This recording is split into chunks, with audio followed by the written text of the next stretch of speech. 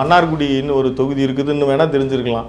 அந்த மன்னார்குடியில் இருக்க ஜெயிச்சிருக்காருல காமராஜர், அவர் குக்கர் சின்னத்தில் ஜெயிச்சிருக்கிறாரு. அந்த கட்சி தலைவர் தினகரன், அவருக்கு நிச்சயமாக தெரிஞ்சிருக்க வாய்ப்பு இல்லை. ஆனால் நீங்கள் பிஜேபி உறவை முடிச்சுட்டு வாங்க, நாங்கள் உங்களுக்கு தரதுல கேட்கறதுல பேசுறதுல இறங்கி வந்து பேசுறதுல நேரடியாக விஜய் போய் பேசுறதுல என்னதான் பிரஸ்டீஜ் இஷ்யூ இருக்குது? அப்போ இந்த மாதிரி நாங்கள் ஏற்கனவே இருக்கிற பழைய மாடல்ஸ்ல எல்லாம் நாங்கள் கூப்பிட்டோம், அது ஃபெயிலியர் ஆயிடுச்சு. அதனால் நான் என்ன சொல்கிறேன், நீங்கள் அந்த ஒரு மேஜிக் நம்பர் ஒரு 118 அதை வந்து நீங்கள் காட்டிட்டீங்கன்னா எங்களுக்கு ஆட்சி அமைப்பதற்கு எளிதாக இருக்குன்னு கவர்னர் கேட்கறதுல தவறு ஒன்றும் இல்லை. திமுக கூட்டணி கட்சிகளை அழைச்சிட்டு வந்து பழைய இந்த ஃபைலோ ஏதோ ஒரு கரப்ஷனோ ஏதோ ஒரு ஊழல் சம்மந்தப்பட்ட ஃபைல்களை ஓப்பன் பண்ண முடியுமான்னா,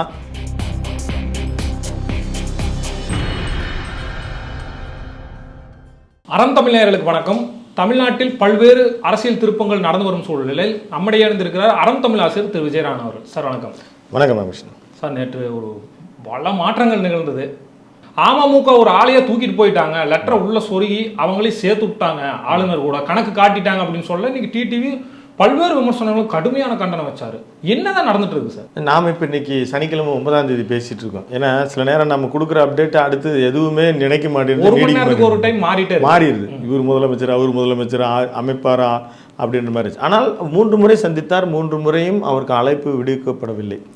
அதாவது அவருக்கான அந்த 118 ஒரு உறுதியாக இருக்கிறார், நீ கொண்டு வந்து காட்டுங்க அப்படின்னு. அப்போ அவர் ஏற்கனவே 107 ப்ளஸ் ஒரு 5 ப்ளஸ் ஒரு 4 அவங்க கொண்டு போய் கொடுத்துருக்குறாங்க. 4னா 2 கம்யூனிஸ்ட் கட்சியினுடைய ஆதரவு கடிதங்களை. ஆனால் விசிக கொடுக்காத போதே அவர் போய் கொடுத்துட்டு வந்துட்டார். அது வெளியில் எல்லாருக்கும் ஆச்சரியமாக இருந்தது. அப்போ அதை வந்து லெட்டர் வந்து விஜய் அவர்கள் பார்த்துருக்கணும். அவருக்கு நிச்சயமாக தெரிஞ்சிருக்க வாய்ப்பு இல்லை. மன்னார்குடின்னு ஒரு தொகுதி இருக்குதுன்னு வேணால் தெரிஞ்சிருக்கலாம். அந்த மன்னார்குடியில் இருக்க ஜெயிச்சிருக்காருல காமராஜர், அவர் குக்கர் சின்னத்தில் ஜெயிச்சிருக்கிறாரு. அந்த கட்சி வந்து நம்ம கட்சி கிடையாது, அந்த கட்சி தலைவர் தினகரன். அப்போ அவருடைய கன்சர்னோட வந்திருக்குதா? சரி, வந்திருக்குதுன்னா ஒரு குறைஞ்சபட்சம் தொலைபேசி எப்படிங்கப்பா வாங்கினீங்க, ஃபோன் போட்டு அண்ணே நன்றிண்ணே எனக்கு அப்படின்னு இவர் சொல்லியிருக்கணும். அப்படி சொல்லியிருந்தாருன்னா, என்னப்பா நாங்கள்லாம் ஆதரவே கொடுக்கலையே அப்படின்னு சொல்லி அவர் தெரிஞ்சிருக்கும். அவர் கைப்பட வீடியோலாம் விட்டுருந்தாங்க. அது வந்து கேண்டிடேட், நீங்க 2 பேர் கையெழுத்து அதில் இருக்கு. அவர் டிடிவி தினகரன் கையெழுத்து இருக்குது, காமராஜர் கையெழுத்தும் இருக்கு. அப்போ அவர் வந்து நிச்சயமா அதுக்கான ஒரு நன்றி தெரிவிச்சுட்டு கொண்டு போய் கொடுத்துருக்கணும். ஏன்னா நீங்க ரொம்ப நெக் டு நெக்ல இருக்கீங்க. ஒன்று முக்கியம், விசிகாட்ட பேசிட்டு இருக்கீங்க, பேசுறதுக்கு முன்னாலே போய் கொடுத்துட்டு வந்துட்டீங்க. ஆனால் அவர் அழைப்பு விடுக்கல. அது எப்படி நடந்திருக்கும்? நிச்சயமா அவர் விஜய்க்கே அந்த தொகுதி வந்து அமமுக வெற்றி பெற்று வந்த தொகுதி, ஒன்றும் பிரச்சனை இல்லை, ஒரு தொகுதி ஒருத்தர் ஒரு சின்னம் 3இல் 2 பேர் பங்கு வந்தா கட்சி தாவல், இது 100% வந்துருச்சு, ஒருத்தர் என்ன, அப்போ ஒன்றும் பிரச்சனை இல்லை அப்படின்னு குறைஞ்சபட்சம் விஜயில் இருக்கக்கூடிய கீழ் மட்டத்தவங்களாவது பேசியிருப்பாங்க இல்லையா? அப்போ அதை வந்து அவங்க வந்து வெளிப்படையாக சொல்லியிருக்கணுமா இல்லையா? அப்போ அங்கே போய் லெட்டர் கொடுத்தோடனே இவரு வந்து விசிக்கு ஆதரவு தரல. அருளேக்கருக்கு தெரியாது, மன்னார்குடின்னு ஒரு தொகுதி இருக்கிறதே தெரியாது, எம்எல்ஏ பேர் எதுவுமே தெரியாது. ஆனால் கொடுத்துருக்கிற கட்சியினோட இது அங்கே இருக்கிற ஆஃபீஸ் ராஜ்பவன் இன்னைக்கு இருக்கிற மக்கள் மாளிகையில் அவங்க எடுத்து பார்த்துருப்பாங்க. பார்த்துட்டு அவங்க நிச்சயமாக ஹோம் செக்ரட்டரி கொடுத்துருப்பாங்க. என்னப்பா வந்துருச்சா? வந்துருச்சு. யார் சார்? டிடிவி ஆதரவு கொடுத்துருக்காரு. என்னது டிடிவி ஆதரவு கொடுத்துருக்காரு? டிடிவி கொடுத்து இது நான் கொடுத்துருக்கேன்னா எனக்கே தெரியாது, இது என்னப்பா இது அப்படின்னு சொல்லி அவர் அதிர்ச்சி அடைச்சிருப்பார். இப்படி தான் போயிருக்கு. உடனே போயிருக்கிறார். உடனே திருப்பி வந்து எப்படி அப்பாயின்மெண்ட் கிடைக்கும்?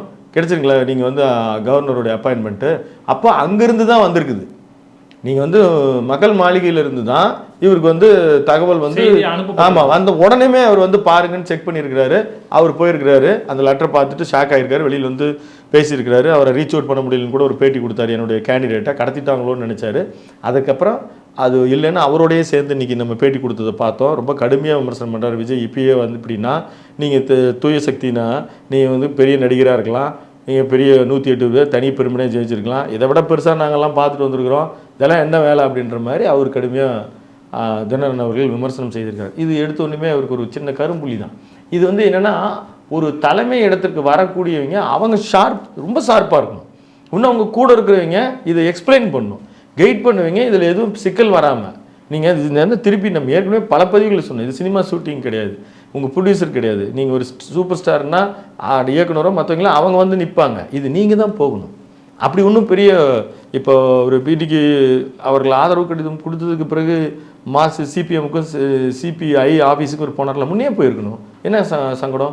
இப்போ இவர் சிந்தனை செல்வன் சொன்னார்ல, வாட்ஸ்அப்பில் அனுப்பிட்டு கேட்கறதில்ல எந்த நியாயம் அப்படின்னு அவர் பொங்குறாரு. அதுக்கு எந்த விதமாக சொல்கிறாங்கன்னா வாட்ஸ்அப் அப்புறம் அப்படி தான் நான் இன்னைக்கு கல்யாண பத்திரிகையே வாட்ஸ்அப்பில் தான் அனுப்புறேன்ட்டு தாவேக தொண்டர்கள் முட்டு கொடுக்குறதே நம்ம பார்க்க முடியும். நீங்கள் என்ன நீங்கள் செய்ய போகிறீங்கன்றதை இன்னைக்கு வந்து ஃபோன்ஸில் பேசிக்க முடியாது.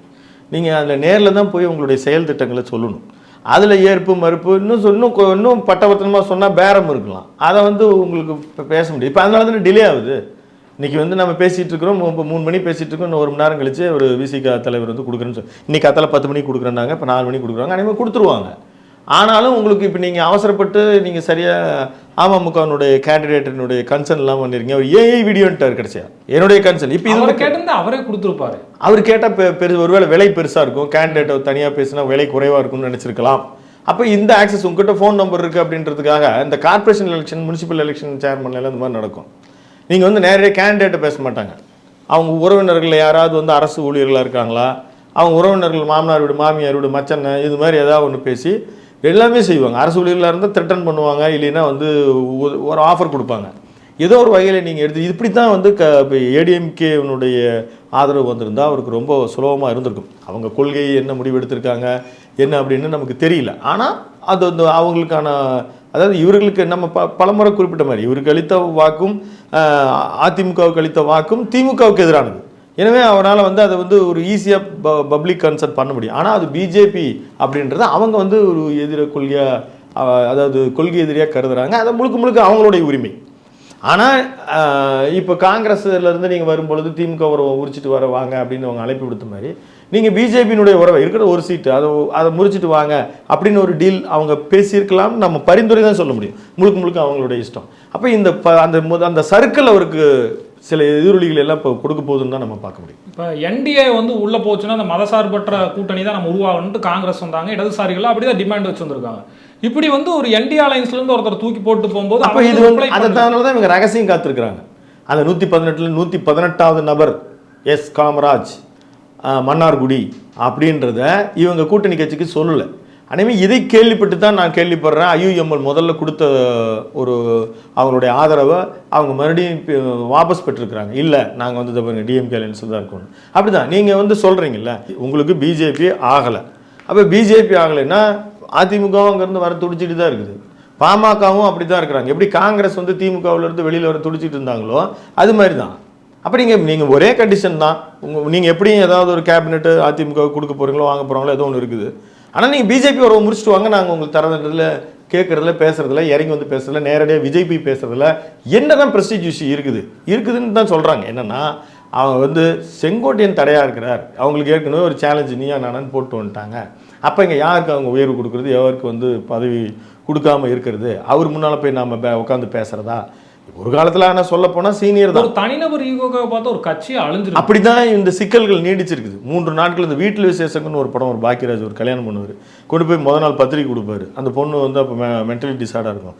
தெரிஞ்சோடனே நீ யாருன்னு கேட்கும், பக்கம் வீடு விட போய் பத்திரிக்கை வாங்கிட்டு வருவார். மறுபடியும் வந்து அந்த பொண்ணுக்கு ஒரு மாதிரி மைண்டு மாறும், மறுபடியும் கொண்டு போய் பத்திரிக்கை கொடுப்பாரு. இது வந்து ஒரு கிளைமேக்ஸ் வரைக்கும் இப்படியே போயிட்டே இருக்கும். கடைசியாக ஒரு பத்திரிக்கை கொடுக்கும்போது நாங்கள் யாரும் மல்ல நீ கல்யாணம் பண்ணிட்டு வந்துருப்பாங்க.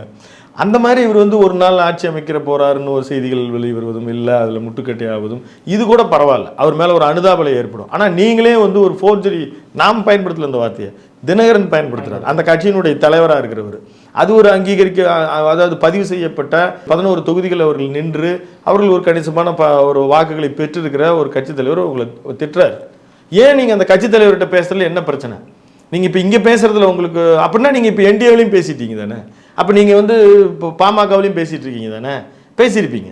ஆனால் வெளியே சொல்லல. முதல்ல இவங்களுக்கெல்லாம் இடதுசாரிகளை வர வச்சுட்டு கூப்பிட்டுக்கலாம் அப்படிங்கிற மாதிரி இருக்கலாம். ஏன்னா இப்போ வந்து ஆளுநர் வந்து பொறுப்பு ஆளுநராக இருக்காரு. இது மாதிரி தான் வந்து இது இங்கே தான் பிஜேபி, அதாவது அழைப்பு விடுப்பதில் இருக்கக்கூடிய கருத்துக்களே நம்ம பல இடங்களில் பேசியிருக்கோம். அதில் வந்து இப்போ சர்க்காரியா கமிஷன் பற்றி பேசியிருக்கிறோம். சர்க்காரியா கமிஷன் வந்து 2 கமிஷன் இருக்குது. ஒன்று வந்து 1976 போட்டது, அது வந்து கலைஞர் ஊழல்கள் விசாரிக்கிறதுக்காக போட்டது. அதே ரஞ்சித் சிங் சர்க்கார் தான் 83 இந்த மத்திய மாநில அரசுகள் தனியார் பஞ்சாபில் தமிழ்நாட்டில் எல்லாம் தனிநாடு கோரும்பொழுது அங்கே வந்து ஆட்சி கலைக்கப்பட்டு ஒரு 280 பரிந்துரைகளை அவங்க கொடுத்துருக்குறாங்க. அந்த பரிந்துரைகள் பிறகு நீங்கள் லார்ஜஸ்ட் பார்ட்டியை தேர்தலுக்கு பின்னால் நடக்கிற கூட்டணி கூட நம்மளால் அது விமர்சனத்துக்கு நம்மளால் வைக்க முடியுமே தவிர, அப்படி வந்து கொடுக்கக்கூடிய கூட்டணி கூட உங்களுக்கு அந்த மேஜிக் நம்பர் என்னவோ அதை கொண்டு வந்து நீங்கள் கொடுத்தா அதை அழைக்கணும்னு தான். அப்படி இருக்கும் பொழுது இது ஏன் வந்து அவர் அழைச்சிக்கல, அதாவது ஏன் வந்து அவர் அழைக்காமல் இருக்கிறாருன்னா, இதுக்கு முன்னால் அந்த மாதிரி அழைச்சாங்க. அது மாதிரி அழைச்சி ஒரு 118 பேர் இல்லாமல் ஃபெயிலியரான ரெக்கார்ட்ஸ் நிறைய இருக்குது. அது மகாராஷ்டிராவில் இருக்குது. 30 மணி நேரம் தான் இருந்துச்சு தேவேந்திர ஃபட்னஸோட. அப்புறம் அஜித் பவர் என்கிட்ட இருக்குன்னு கொண்டு லெட்டரை கொடுத்து அதை நம்பி ஆட்சியை அமைச்சிட்டாங்க. அமைச்சதுக்கு அப்புறம் பார்த்தா அந்த இருக்கிறவங்க யாருமே அங்கே வரல, என்னிடம் தான் இருக்கிறாங்க அப்படின்னு சொல்லி சரத் பவார் விடுறார். இப்போ சமீபத்தில் அவர் அஜித் பவர் இறந்துட்டார் இல்லைங்களா. இந்த விஷயம் வந்து 2018-19 நடந்தது. ஸோ இப்போ வந்து ஒரு சட்டங்கள் மட்டும் சட்டங்கள் ஆகாது, நீதிமன்ற தீர்ப்புகளும் சட்டம். ஒரு ஆணையத்தினுடைய பரிந்துரைகளை நீதிமன்றம் அதை வந்து நீதிபதியாக இருந்து அதை ஏற்றுக்கொண்டிருந்தால் அதுவும் ஒரு ரெஃபரன்ஸ். இப்போ எஸ்ஆர் பொம்மை வழக்கை வந்து Indian union government versus SR பொம்மைன்னு வந்து எப்பயும் சொல்லுவாங்க. அந்த இதுக்கு முன்னால் அது ஒரு சட்டத்தை ஃபாலோ பண்ணி எடுத்தோடனே கலைச்சிருவாங்க. இல்லை நீங்கள் 2 மேலவை கீழவை எல்லாம் ஒரு கன்சர்னோடு தான் நீங்கள் கலைக்க முடியும் அப்படின்னு ஒரு எஸ்ஆர் பொம்மை தீர்ப்பில் வருது. அப்போ நீங்கள் கலைச்சாலும் மறுபடியும் ரீஸ்டோர் ஆயிரும். அப்போ அதுக்கப்புறம் அது சட்டமாயிரும். அப்படி தான். அப்போ இந்த மாதிரி நாங்கள் ஏற்கனவே இருக்கிற பழைய மாடல்ஸில் எல்லாம் நாங்கள் கூப்பிட்டோம், அது ஃபெயிலியர் ஆகிடுச்சு, அங்கே சட்டம் இருக்குது. அதனால் நான் வந்து என்ன சொல்கிறேன், நீங்கள் அந்த ஒரு மேஜிக் நம்பர் ஒரு 118 அதை காட்டிடுங்க. இப்போ 117 அது வந்து நீங்கள் காட்டிட்டீங்கன்னா எங்களுக்கு ஆட்சி அமைப்பதற்கு எளிதாக இருக்குன்னு கவர்னர் கேட்குறதுல தவறு ஒன்றும் இல்லை. ஆனால் இன்றைக்கி இந்த விஷயங்களை வந்து வெளியில் வந்து ஆளுநர் மாளிகையே செய்திகளை கொடுத்து அவர் வந்து ஏதோ ஒரு வகையில் போய் இப்போ போலீஸ் ஸ்டேஷனில் கம்ப்ளைண்ட் பண்ணுறாரு. இப்போ விசிக்கு அவர் ஆதரவு தெரிவித்தாலுமே இது ஒரு பெரிய கம்ப்ளைண்ட்டாக எடுத்துக்கிட்டாருன்னா ஆட்சி அமைப்பதில் கண்டிப்பாக அவர்கள் சொன்ன மாதிரி ஃபோர்ஜரிங்கிற மாதிரி அவங்களும் யோசிக்க ஆரம்பிப்பாங்க. நிச்சயமாக குதிரை பேரம். ஏன்னா உங்களுக்கு டோட்டல் சென்ட்ரல் கவர்மெண்ட்டை நீங்கள் வந்து கடுமையாக விமர்சனம் பண்ணி குறிப்பாக காங்கிரஸை சேர்த்து நீங்கள் பண்ணுறீங்க. பண்ணக்கூடாதுன்னு நாம் சொல்ல, நீங்கள் பண்ணியிருக்கீங்க. நாம் யாருக்கும் ஆதரவு எதிர்ப்பு கிடையாது. அது அவங்களுக்கு காண்டாயிருக்கு. நீங்க எப்படி வந்து இந்த மாதிரி நேரடியா போய் ஃபர்ஸ்டே காங்கிரஸ் கூட கூட்டணி சேர்த்துட்டு பிஜேபிக்கு ஸ்பேஸ் எல்லாம் பண்ண போறோம். அப்போ இங்க வந்து காங்கிரஸ் துளிர்க்கிறது. நீங்க வரக்கூடிய பஞ்சாயத்து தேர்தல்கள், ராஜ்யசபா தேர்தல், உள்ளாட்சி தேர்தல்கள், நாடாளுமன்றத்தை அத்தனையும் இனிமேல் கூட்டு அப்படின்னு சொல்லிட்டு 4 தலைமுறைக்கு நாங்கள் கூட்டு வச்சுக்கிறோன்னு சொல்றது வந்து நிச்சயமா பிஜேபிக்கு ஒரு கோபத்தை ஏற்படுத்தியிருக்கோம். எந்த வகையிலும் தடை செய்யத்தான் அவங்க முயற்சிப்பாங்க. விஜய் அரியணை ஏறுவாரோ இல்லையாங்கிறத மீறி ஒரு செய்தி இதை விட மீறி ஒரு பிரேக்கிங் நியூஸா போயிட்டு இருந்தது. அதிமுக திமுக கூட்டணி, திமுக வந்து அதிமுகவுக்கு ஆதரவு கொடுக்குது அப்படின்னு சொன்னாங்க. பேபி அவர்கள் மிக மூத்த கம்யூனிஸ்ட் தலைவர் வந்து சொன்னார். அதனால தான் நாங்கள் வெளியே வந்துட்டோம்னு சொன்னாங்க. அது கம்யூனிஸ்ட் தலைவர் பே சண்முகமாக இருக்கட்டும், வீரபாண்டியனாக இருக்கட்டும், வாசுகி அவர்கள் கூட வந்து அது கிட்டத்தட்ட உண்மைதான் அப்படிங்கிற மாதிரி சொல்லியிருந்தாங்க. ஆனால் இன்னைக்கு வந்து பேபி அவர்கள் பேக் வாங்கியிருக்காரு. இல்லை, அதை முதல்ல அவர் வந்து சொல்லும்போது இது நீங்கள் கேட்டது வந்து இப்படி ஒன்று நடந்ததுன்னா உண்மையிலே நடந்தது. அதற்கு அவர் பல காரணங்கள் சொல்லப்படுது. திமுக தலைவர்களையும் அதிமுக தலைவர்களையும் விஜய் குறிப்பாக ஆதவர்ஜுனா வந்து ரிவெஞ்ச் பழிவாங்க துடிக்கிறார், அதனால் நாம் ஒன்று சேரணும் அப்படின்றாகும். அதுக்கு ரஜினி அவர்கள் வந்து அந்த ஒரு கன்சர்ன், அந்த ஒரு ஒற்றுமை ஏற்படுத்த முயற்சி செய்கிறார். அது தெரில, அது எல்லாமே ரூமர் தான். ஆனால் இவங்க செஞ்சாங்க. அதை வந்து அவங்க மீறி வந்து கம்யூனிஸ்ட் கட்சியை போய் அவங்க அப்ரோச் பண்ணியிருக்காங்க என்னன்னு. அதனால் இது இன்றைக்கி வெளியில் வந்திருக்கு. அவங்க அதை மறைக்க வேண்டிய அவசியம் இல்லை. அந்த டிலே அதனால தான் விசிகா கூட இதெல்லாம் கொஞ்சம் டிலே. அது கம்யூனிஸ்ட் கட்சியால் தான் தடுத்து நிறுத்தப்பட்டிருக்குது. மூத்த கம்யூனிஸ்ட் கட்சி தலைவர்கள் எல்லாம் வந்து என்ன சொல்லியிருக்காங்கன்னா, இப்போ அவர் விஜய் அவர்களுக்கு பேராதரவு இருக்குது, பேராதரவாக மாறல. அப்புறம் நம்மகிட்ட வந்து நிற்கிறார். நீங்கள் இந்த மாதிரிலாம் பண்ணிங்கன்னா, நீங்கள் ஒரு விழா விருந்து இந்த மாதிரி ஒரு முதலமைச்சர் போனால் அங்கே இருக்கிற யங்ஸ்டர்ஸ் வந்து ஏதேனும் உங்களுக்கு நெகட்டிவான ரியாக்ட் பண்ணுவாங்க. யூத் எல்லாம் வந்து பெரிய அளவில் ஒரு போராட்டம், நீ யார் உங்களுக்கே என்ன ஓட்டு போடல அல்லது அந்த இளைஞர்கள் போட்ட ஓட்டுன்னு காரணமாக உங்கள் மீது வெறுப்பு தான் வரும். அதனால் அவருக்கு ஒரு மெஜாரிட்டி கொடுத்துருக்குறாங்க. அவர் வந்து பிஜேபி பக்கம் போகலை. ஆனால் நம்மக்கிட்ட வந்து கேட்குறாரு. நாம் அதை விட்டுட்டோம்னா தீர்ப்பு முக்கியமாக நம்ம மதிச்சாகணும். அப்போ அந்த பக்கம் இன்னொரு எலெக்ஷன் உடனடியாக வரும். அப்போ உடனடியாக ஒரு தேர்தல் வருவதை தவிர்ப்பதற்கு நாம் அங்கே தான் பண்ண முடியும். உங்கள் தனிப்பட்ட பகையோ அல்லது இது பண்ணோம்னா அது எதிர்காலத்தில் 234 தொகுதி உங்களுக்கு லாஸ் ஆகும் அப்படின்ற மாதிரியான சொன்ன உடனே அவர்கள் பொறுத்து இப்போ தனித்தனியாக ஆளுநர் வந்து பதவியேற்க செய்யணும் அப்படின்னு சொல்லி இவர் ஸ்டாலின் அவர்களும் அதே மாதிரி எடப்பாடி அவர்களுமே கூட புதிய அரசுக்கு வாழ்த்து சொல்லி அப்படியே அவங்க அது அப்படிதான் கடைசியோட புதிய அரசுன்னு சொல்லியிருக்காரு. அரசெல்லாம் புதிய அரசுன்னு ஒரு செக் வச்ச மாதிரி. ஆமாம், புதிய அரசு தானே, உண்மைதானே. இப்போ அதிமுக திமுகவினுடைய ஒரு அங்கே தலைவர்கள் வேணா இருக்கலாம். அதாவது முன்னாள் தலைவர்கள் 2 கட்சியை சேர்ந்தவர்கள், ஆண்ட கட்சியை சேர்ந்தவர்கள் தாவேகாவில் இருக்கலாம். ஆனால் அது ஒரு புதிய அரசு தான். இது வரைக்கும் வந்து திராவிட பின்னணியிலிருந்து இல்லாமல் தூய்மை அவங்க தான் எல்லாரையும் கொள்கை தலைவராக வச்சுருக்கிறாங்க. அதாவது பெரியார்லேருந்து இதில் தான் வச்சுருக்காங்க. இந்த மாதிரி ஈஸியாக ஏதாவது ஒரு கன்சர்னில் அவங்க செட் ஆகிக்குவாங்க.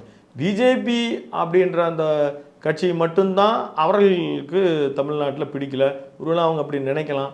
பிஜேபி எதிர்த்து தான் நம்ம இங்கே அரசியல் பண்ணால் வாக்குகள் நம்மளால் பிடிக்க முடியும் அப்படின்னு விஜய் அவனுடைய குழு அப்படி நம்புவதாக நான் நினைக்கிறேன். இப்போ விஜய் அவர்கள் ஆட்சி அமைச்சிட்டா அப்படியே திமுக கூட்டணி கட்சிகள் தான் அங்கே இருக்காங்க. பழைய திமுக ஃபைல் எல்லாம் எடுக்கும் பொழுது இவங்க வந்து திமுகவினுடைய இப்போ வந்து அவங்க ஒரு கூட்டணிக்கு பேர் வச்சிருந்தாங்க, மதசார்பற்ற கூட்டணின்னு ஒரு பேர் வச்சிருந்தாங்க. அந்த இடத்துல டிஎம்கே அப்படின்றத எடுத்துட்டு டிவிகே மட்டும்தான் இருக்குது. எல்லாருமே வந்துட்டாங்க. இப்போ அந்த ஐயுஎம்எல் வந்தாங்க போனாங்க, அவங்க வெளியிலேருந்து ஆதரவு தரலாம். கிட்டத்தட்ட 90 என்ன நடக்குன்னு சொல்ல முடியாது இருக்காங்க. பின்னால் என்ன நடக்குன்னு இல்லை. அதிமுகவே ஆதரவு ஒரு முறை ஒரு ஃப்ளோர் டெஸ்ட்டில் ஒரு வந்துட்டாருன்னா அவங்க கூட ஆதரவு தந்தாலும் தரலாம். இன்றைக்கி ஏதோ அந்த 1-to-1 அவங்க பேசுறதில்ல. குறிப்பாக தலைமைகள் அதிமுக தலைமையும் டிவிகே தலைமையும் பேசுவதில் ஏதோ ஒரு சிக்கல் இருக்குது.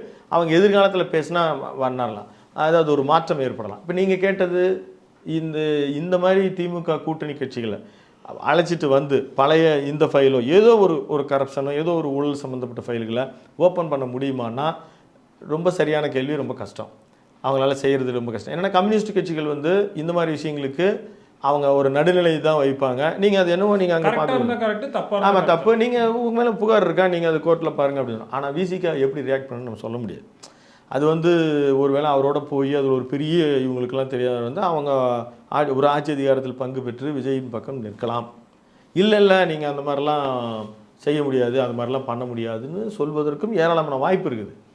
அது வந்து அதுக்கு ரொம்ப கஷ்டம் தான். இது மாதிரி இருக்கோ அது அவங்க குடும்பத்தை நேரடி பகை தீர்ப்பதற்கெல்லாம் இப்போ அப்படி தான் சொல்லி கன்சர்ன் வாங்கியிருக்கிறதாவும் நம்ம கேள்விப்படுறோம். அதாவது ஒப்புதல் எப்படி வாங்கியிருக்காங்கன்னா, யாரோ இருந்து உங்களுக்கு எதிராலாம் செயல்படுறதுக்கு நாங்கள் போய் இருந்து உங்களுக்கெல்லாம் வந்து ஓரளவுக்கு சப்போர்ட்டிவாக தான் இருப்போம், ஒரு பெரிய இதெல்லாம் எதிர்ப்புணர்வுகள் எல்லாம் இருக்காமல் நம்ம பார்த்துக்கலாமே அப்படின்னு சொல்லி இவங்க தொடர்ந்து வந்து இப்போ ஓப்பனாகவே சொல்கிறாங்க, நாங்கள் ஆதரவு தரோம் ஆனால் திமுக அணியில் தான் இருப்போம், நாங்கள் பயணிக்கிறோம் அப்படின்ற மாதிரி சொல்கிறாங்க. அதேமாதிரி இது உள்ளாட்சி தேர்தல்கள் வந்தால் என்ன ஆகும்னு தெரியல. அப்போது ஆட்சியில் பங்கு பெற்றுக்கிட்டு ஆட்சிக்கான ஒரு உறுதுணையாக கம்யூனிஸ்ட் கட்சியில் இருந்துட்டும் ஆட்சி அதிகாரத்தில் பங்கு பெற்றுக்கிட்டு இப்போ திருமாவளவன் துணை முதல்வர் கேட்கறதாகவும் திருச்சி கிழக்கில் கேட்கறதாகவும் ஒரு செய்தி வருது. பன்னீர்செல்வம் சார் ஏடிஎம்கே டிஎம்கே சேர்ந்து திருமாவளவனை முதல்வராக நிறுத்துற மாதிரி பல வியூகங்கள் வந்து இல்லை அது ஆமாம் அப்படி வந்துச்சு.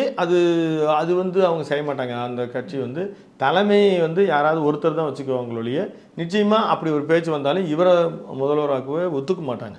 அவங்க அவ்வளோ பவர் கொடுக்கறதுக்கு அவ்வளோ பெரிய பெருந்தன்மையான அவ்வளோ பெரிய பரந்த மனப்பான்மை 2 திராவிட கட்சிகளும் இல்லை. இருந்திருந்தால் என்றைக்கோ மைனாரிட்டியாக 96 சீட்டு வச்சுருக்கும் பொழுது அவங்க காங்கிரஸ் கட்சி எவ்வளவோ கெஞ்சி பார்த்துச்சு, நாங்கள் தான் பாண்டிச்சேரியில் கொடுக்குறோம்ல, நாங்கள் தான் சென்ட்ரலில் கொடுக்குறோன்னு காலம் கடத்தியவர்கள் தான் திமுக. அதனால் அதுக்கான வாய்ப்பே கிடையாது. இப்போது இந்த மாதிரியான பொலிட்டிக்கல் சேலஞ்சஸ் எல்லாம் இருக்குது. நாமளும் சில வரலாற்று திறனாய்வாளர்கள்ட்ட அவர் சந்திக்கக்கூடிய பிரச்சனைகளை எல்லாம் பேசியிருக்கோம். அதை நம்ம அடுத்தடுத்து ஒளிபரப்பலாம். சார் ஒவ்வொரு நாளும் புது புது வியூகங்களும் கேள்விகளும் எழுது. விஜய் வந்து அரியணை ஏறினதுக்கு அப்புறம் தான் பல்வேறு கேள்விகளுக்கே நம்மளுக்கு விடை கிடைக்கும். நிச்சயமா என்னன்னா அவர் இப்போ அர்லேக்கர் வந்து கிளம்பி அங்கே போயிட்டாருன்னா அவர் வர வரைக்கும் வெயிட் பண்ணணும். ஏதாவது ஒரு கேஸை ஃபைல் பண்ணி ஏதாவது இது வந்து ஃபோர்ஜரி அப்படின்ற ஒரு கம்ப்ளைண்ட்டை எடுத்துக்க சொல்லி பாஜக சொன்னிச்சுன்னா அதை வந்து கவர்னர் ஃபாலோ பண்ணாருன்னா இன்னுமே அவர் பதவி ஏற்பது தள்ளிக்கிட்டே போகும்னு தான் இப்போ இருக்கிற கரண்ட் நியூஸ். தொடர்ந்து பேசுவோம் சார். நொடிக்கு நொடி அரசியல் திருப்பங்கள் நடந்துட்டு இருக்கு. உங்க கருத்தை பகிர்ந்தமைக்கு மிக்க நன்றி. மிக்க நன்றி. நேயர்களே தொடர்ந்து இணைந்திருங்கள் அறம் தமிழுடன். நன்றி.